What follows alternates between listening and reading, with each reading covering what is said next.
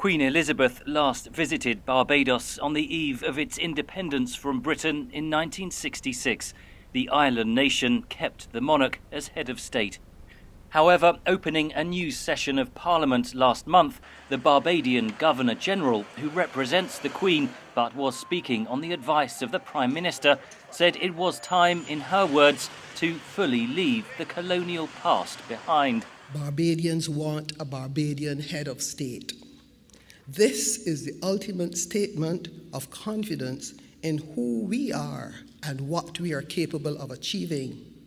Hence, Barbados will take the next logical step towards full sovereignty and become a republic by the time we celebrate our 55th anniversary of independence. Changing domestic politics have led to such a move, says Commonwealth expert Philip Murphy.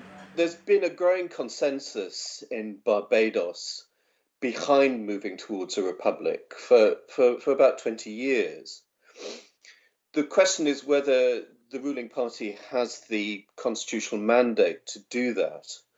And the Barbados Labour Party now has that. Britain's colonial past has come under the spotlight with the rise of the Black Lives Matter movement, says the former Barbadian High Commissioner to Britain, Guy Hewitt, now a pastor in Florida. This reassessing of our relationship with Britain as a former colonial power and with the royal family in terms of what has been their position on these issues. Hewitt cites the so-called Windrush scandal as a turning point. After World War II, thousands of migrants came to Britain from its colonies in the Caribbean. In 2018, it emerged that hundreds were wrongly detained and denied basic rights. Dozens were deported back to the Caribbean despite qualifying as British citizens. We realized that the mother country, as Britain was affectionately known as, was not interested in the welfare and the well-being of people who had journeyed from the Caribbean, journeyed from Barbados, and helped build Britain in the post-World War II era. The British monarchy says the future head of state is a matter for the people of Barbados. Tom Tugendhat, chair of the British Parliament's Foreign Affairs Select Committee, has blamed China for pressuring Barbados to remove the Queen as head of state.